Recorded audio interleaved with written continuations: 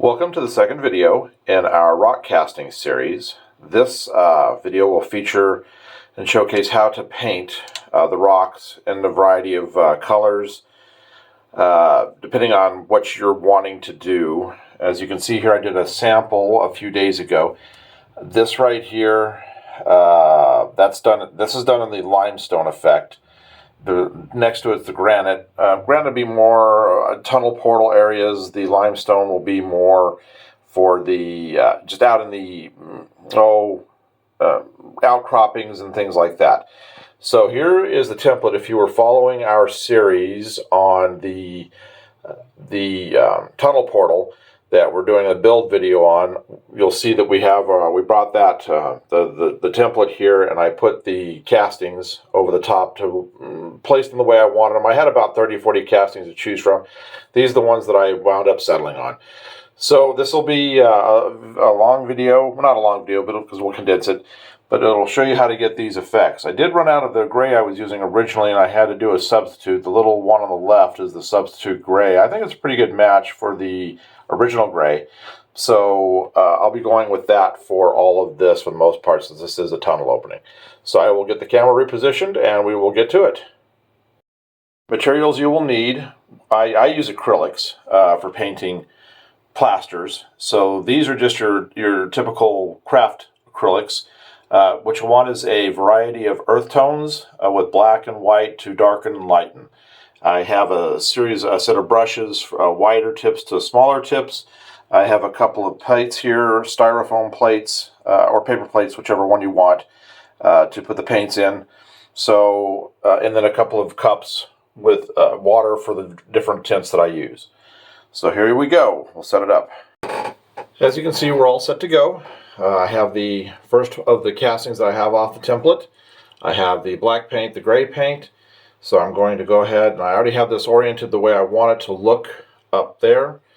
Do a quick double check. Yep.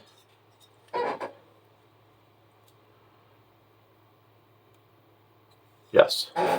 Okay. I'm only going to be using about half of this in the position that it's at, but I am going to go ahead and paint the whole thing, because then when I break it in half to use it, I can use this elsewhere. So I use a lot of water to thin the paint down quite a bit.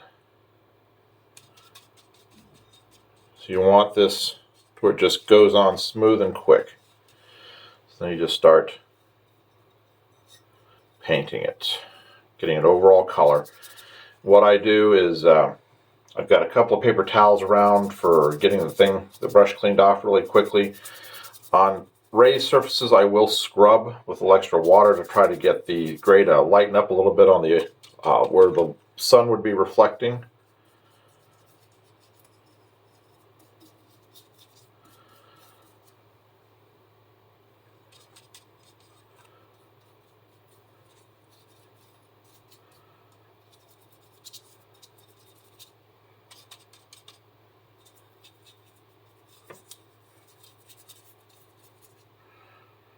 Again, just get some water flowing on the top here, getting that to come down, dabbing it off so I can just scrub the water excess off and get some light highlights going in certain areas.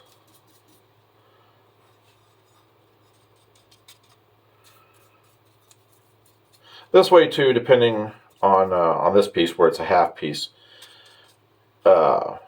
just depending on when I place it, I might want to flip it around and use the other side if it came out looking better. Or breaking it off rather than using the other side, because it will be weathered from top to bottom with the coloring, the black coloring. So you really wouldn't be able just to flip it over.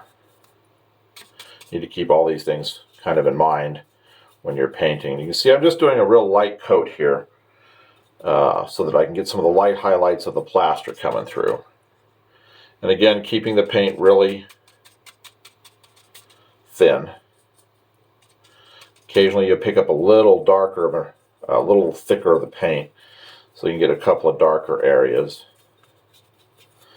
But now that I'm seeing the colors really come out, and the details and the rocks really come out, I probably am going to use this side that I'm working on here closest to me. So you got to make sure you get your fingers out of the way so you don't get them stained or painted. And it does acrylic, it'll come right off if you do, so it's no big deal.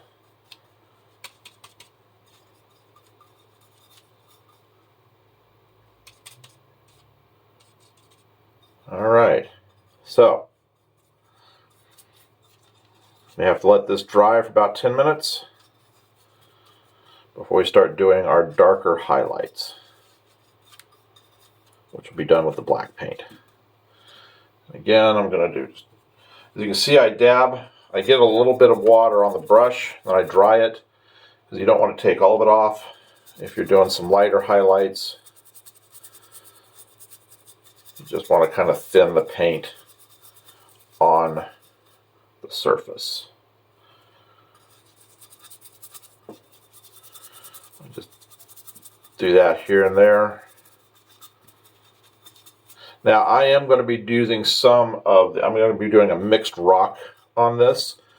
So up here towards the top I will be doing a small little layer here and there of limestone mixed in. But you'll see how that goes when we get to that stage. Alright, so there it is. The gray is on and all set. And as you can see, there's quite a difference in what it is now and what it's going to be. The black really makes all of the dark areas really beautiful, and the light areas pop. Okay, the white has had time to dry, or not white, gray rather, sorry. So now we will go to doing the black highlights. So this you really have to thin. You really have to get almost to an ink consistency. I really get this where it's just almost just water. Alright, so again, tipping it up. Hold it down here by this to start off with. Now this is, you kind of have to move a little quicker. I'm going to get the paper towel a little closer. Because you'll need to get the black off your light areas as quick as possible. So see, all we do is we just smear this like this. This gets a little messy. You can see it's spraying everywhere. Okay, so then all we do is get the brush clean and start dragging it down. Dry it out, drag it down. So you can start to see where the black is getting into the cracks and crevices of the piece. Now at the bottom I'll leave it a little heavier. Keep the brush just kind of drying things out, pulling down. You can see how the black is coming in here in these areas. So that's the effect we want, initial effect we want all the way across.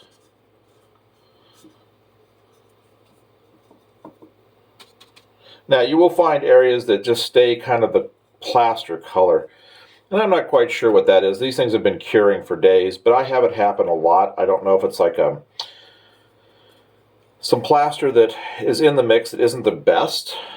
And it stays kind of wet for a longer time than the rest of it, because that's what it acts like. Is you'll see areas coming through, like right here. That's plaster just coming through. Now we're just gonna get in here and start working the brush in with it being really wet to clear up some of this. Get that. You can see how now I'm going to get the brush kind of dry, and I'm going to really scrub and get some of the black back off of here. Get it back down to the gray. Same right here. Really thin it. Bring it back down. This area right here where there's not a lot of black, not a lot of cracks and crevices. And I'm just going to dry the brush and pull the black off. Come back in here and do the same thing up in this area. In this area I'm going to put a little bit of limestone effects in here. As you can see, even just this initial coating, you're getting some beautiful highlights with the black coming in. I'll hold this up a little bit so you can see how that's starting to really dry in there. So you just wait a few minutes here for these thicker, or the wetter areas to dry down below before we start working some darker in. Let me get this paint thinned out a little more. There we go. I'm all ready to go for that. So I'm going to keep working on lightening some of these areas, getting the black pulled back off here. And if you get too much black on, you're not happy with the result, you can always come back with a little bit of your original gray and come back over the top with a dry brush effect. And since I'm probably not going to use this half of it, I'll probably show you how you do a dry brush effect right there.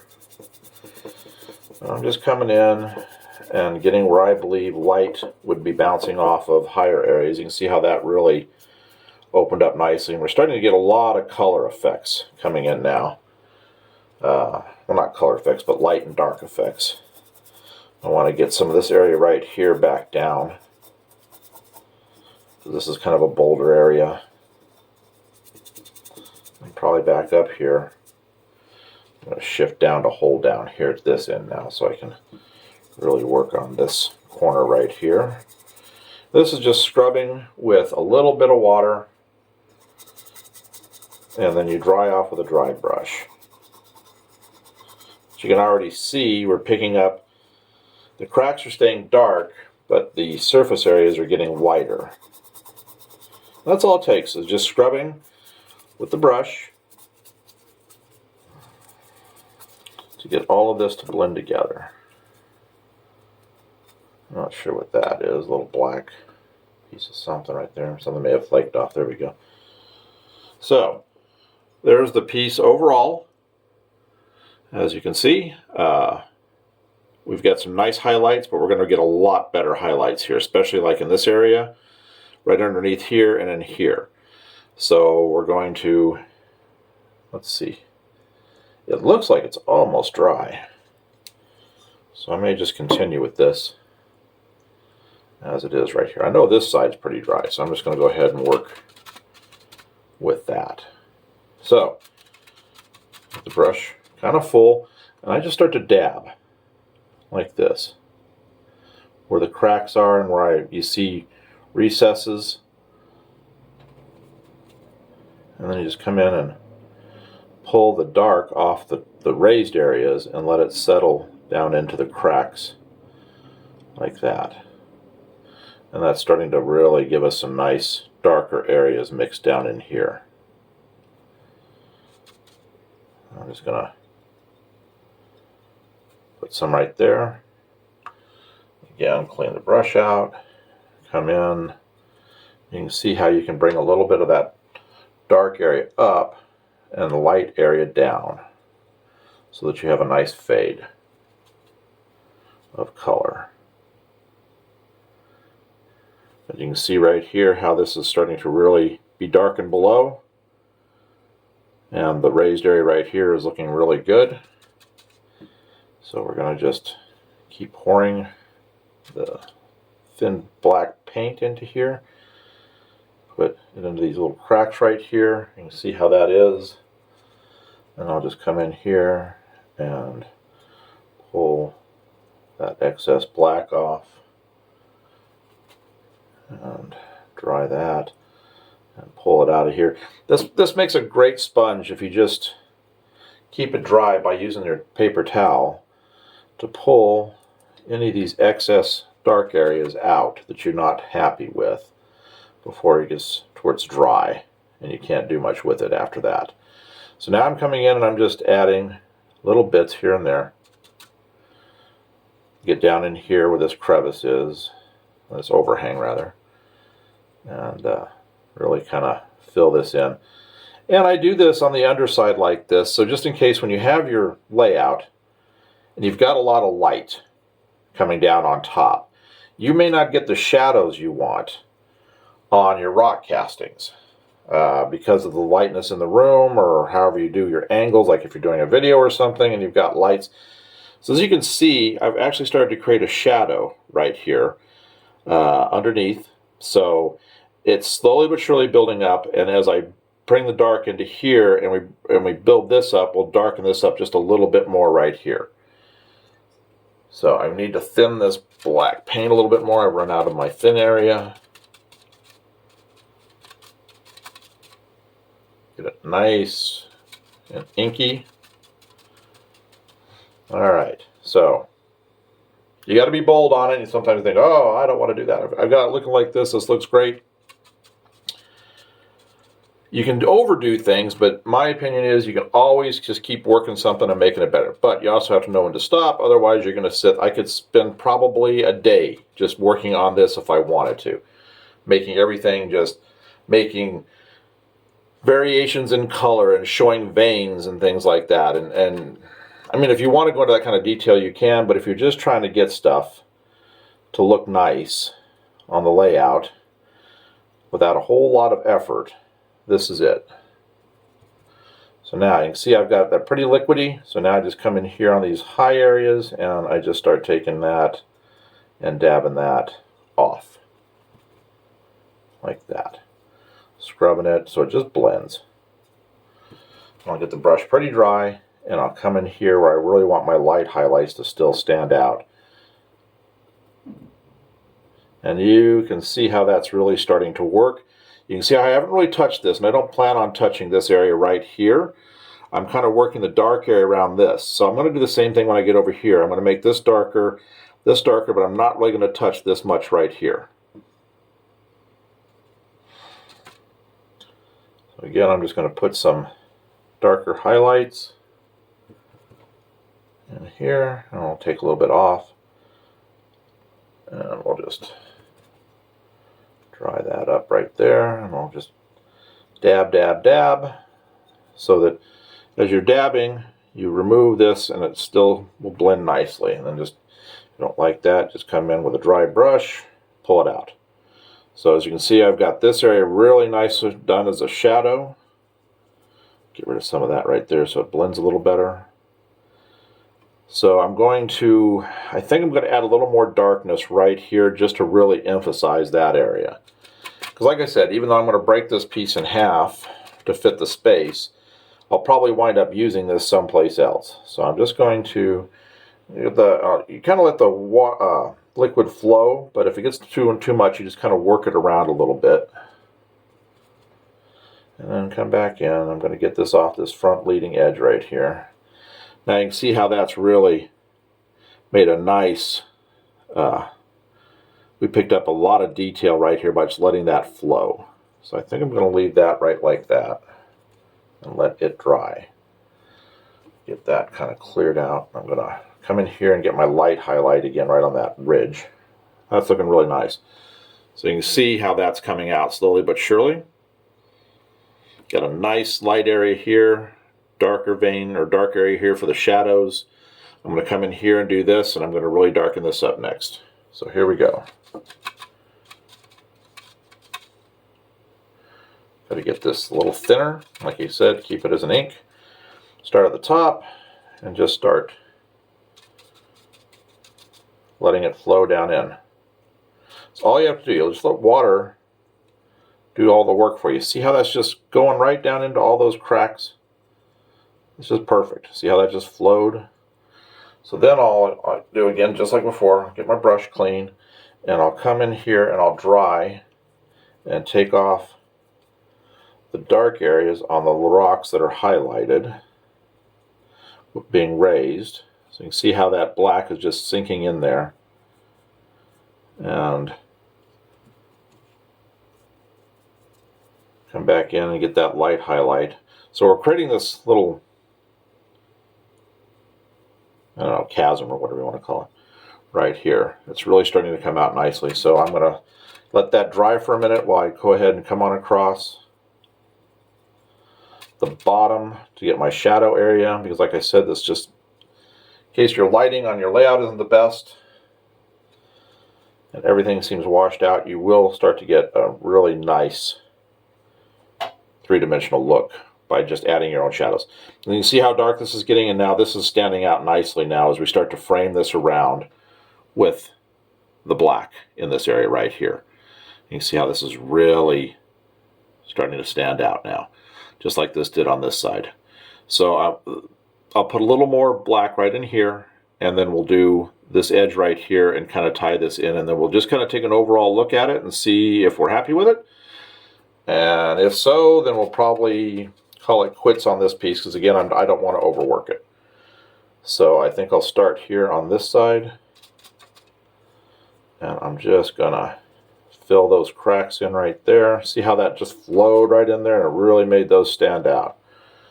So now we just let that dry and start pulling the darker off and leaving that down inside those areas. That's looking really good.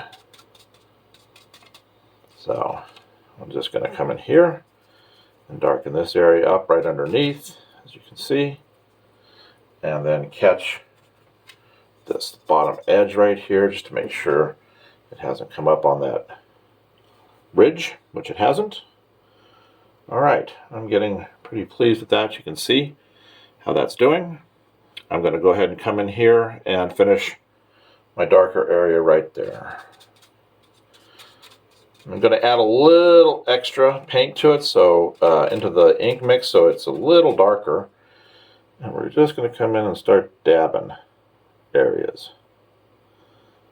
Just like that. Pick up a little more right here. Just come in, dab, dab, dab, dab, dab. And then right down this little channel right there. And come up around the corner right there. Okay. So now I'll come in and clean off the raised surfaces. Again, just leaving the black down inside for your shadows. Clean that off, clean that off, clean that off right there. Okay, so as you can see, we added some nice dark area right here with all of these chunked areas, and this looks pretty good. I'm pretty happy with the way this looks right here. I don't think I'm going to mess with that too much. I like the dark line here. I think I'm pretty good. I may add a little more dark right there.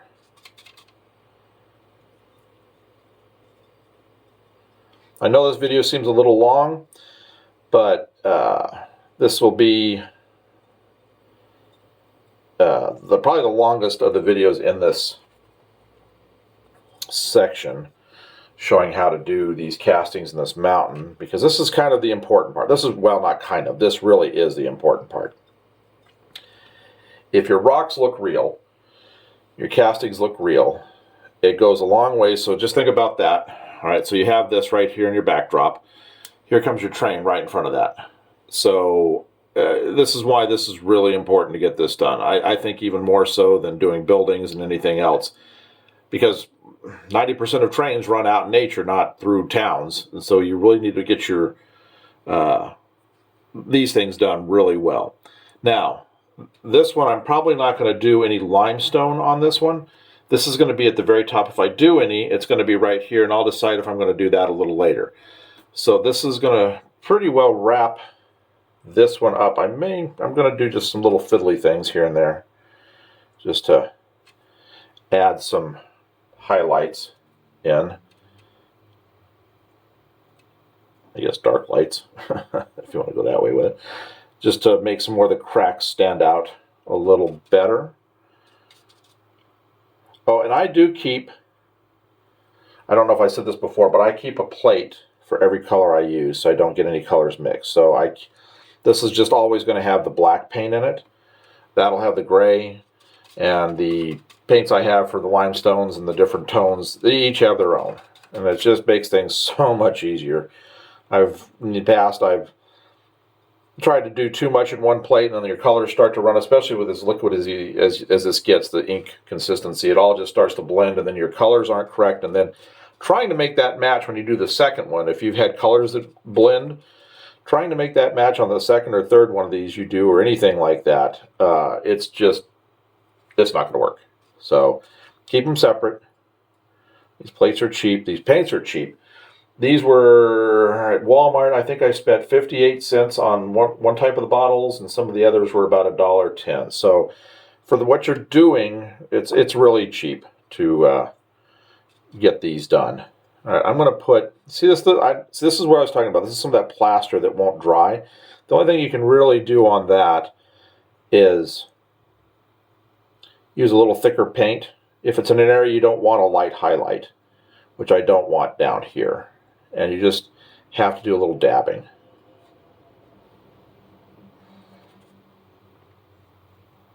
Okay, so I think I'm just about done with this. I have my light highlights where I want. I'm happy with the highlights there. So here's how this piece has come out. You can see beautiful dark highlights, light highlights, and it's very simple to do. You just have to work with the water and let the paints do all the work for you. The water and the paint do all the work for you, and just let it flow. And we've got nice little stained areas, a little darker, a little lighter. So it's just really a good way to do it. All right, so I think that will be the end of this video, of this one. I will show you when I get all of these stained what the overall look when I have them laying there will look like. That'll be how I'll wrap this video up. But in the meantime, I'm going to go ahead and stop this and go ahead and do all the rest of those. So I will see you in a little while.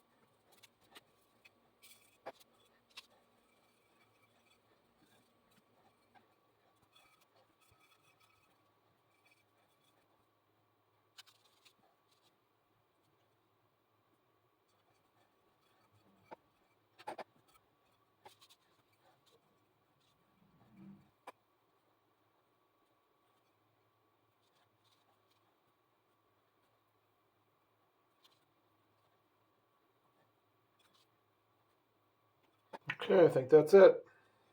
Pretty happy with it. I'll show you all over here in just a sec. Okay, here they all are, lined up, kind of where they're going to be when I do the cut going into the tunnels.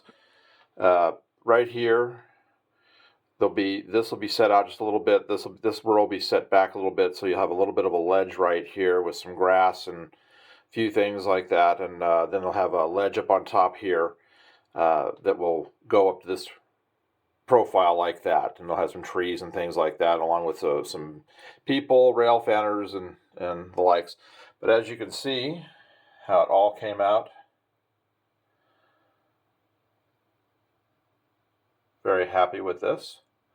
I haven't put the limestone on yet on the top. I don't know if I'm going to or not until I probably get this in place on the pink foam, glued into place, and with the rest of the plaster put around it to see how it blends in.